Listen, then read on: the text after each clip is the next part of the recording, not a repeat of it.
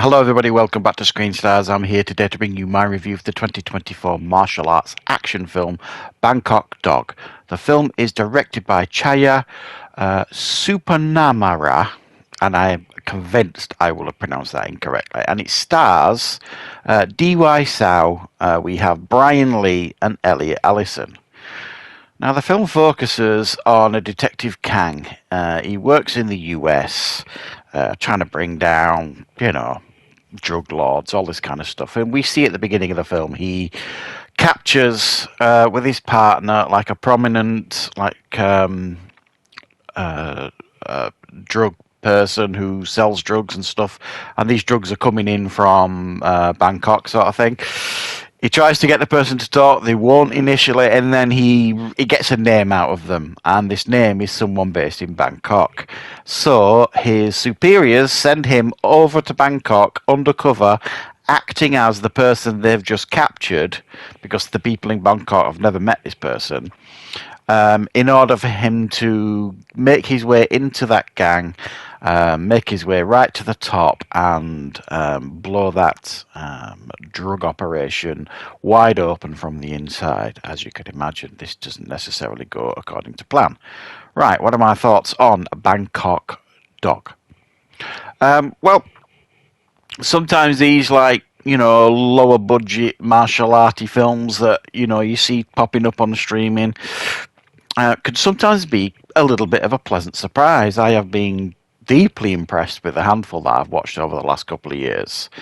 And they can be very, very entertaining. And this one reminded me, for those of you out there that have played the video game Sleeping Dogs, for me, it's one of the best PlayStation games, open world PlayStation games that I think was ever made. It didn't get as much respect as it deserved. It still doesn't, in my opinion, but in my opinion, it's a masterpiece.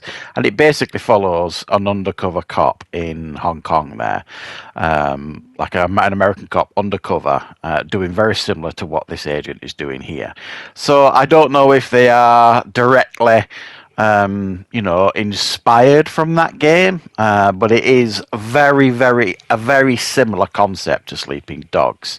Now, Sleeping Dogs, the game, is like a long epic storyline and stuff with, him questioning his morals as he goes because he's getting closer to people on the inside and all that kind of stuff. And this is like a 90-minute film that at times tries to play around with that concept of him questioning his own morals, but it's so shallow in how it does it, it doesn't impact the film at all. And unfortunately, if you like, the talent in front of the camera here may well be very good at the martial arts scenes, which they are for the most part, but the talent in regards to the acting here kind of leaves a lot to be desired, unfortunately. The chap who stars in this, D.Y. Sao, who I don't know, I don't recall seeing him anything. He can't carry a film, in my opinion. And sometimes in movies like this, you kind of put somebody else in there to kind of carry the burden of the acting sort of thing. And the film doesn't really do that. There's nobody really here, to kind of carry that burden and, deliver like the dramatic chops that a film like this needs to kind of invest you in the characters. So it kind of becomes a bit null and void, the narrative and the story here, because you don't buy it, and the only thing really that is left is the martial arts. And is that of a good standard? Well, yes, it is of good standards, as you would expect. There was a couple of fight scenes in the film that felt a bit uninspired, I suppose, but there were also some that I thought were absolutely outstanding. And most of those involved Brian Lee, who was essentially the villain that I spoke about at the beginning of the film that they capture. He was outstanding. I mean, don't get me wrong, D.Y. Sao was absolutely brilliant as well. But when you put them two together in fight scenes, for me, it just kind of created magic. They were superb together. The choreography for them two was absolutely stunning. And this Brian Lee doesn't look like he could do martial arts to the extent that he does in this film, and it blew me away actually. A couple of the fight scenes. There's some here in this film, like I say, that are amongst the best I've seen for a few years, and there's a few here in this film that fell flat for me that just didn't really click or connect or feel refreshing or brutal and hard hitting. So overall, what you get here is a pretty unbalanced film, a pretty unbalanced experience. You've got this undercover cop from America. I mean, it raises so many questions as well, if you actually think about it. You've got this undercover cop going from America to Bangkok. It's clearly not an authorized operation. His superiors have just sent him with no backup initially. And,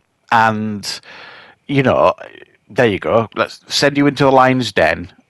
Good luck. And then they kind of hold the prisoner that they've got in America illegally while he goes and does this. And then when they decide to send his partner across, this female police officer, to Bangkok, bearing in mind they send her because they've lost contact with him. So obviously they're worried. So they say, right, okay, her boss says, right, I'm going to send you to Bangkok as well now. Why they just didn't send them both in the first place, I don't know. But sends her to Bangkok. She doesn't know where he is, and then the next scene, she just turns up and finds him. And this is Bangkok. No idea where he is because they've lost contact. And so there's lots of issues with this film in regards to sloppy stuff like that. And like I've said before when I review action films, you can forgive a lot if the action is on point. And while I do think, as I've mentioned, excuse me, quite a lot of the action here is on point and very, very good indeed, there's also a lot of it that kind of feels unnecessary and forced. And a lot of, I don't know what the right word is really, showing off maybe. And another thing that this D.Y. Sao kept doing, even though he was clearly a talented martial artist, don't get me wrong, he kept doing the Bruce Lee thing.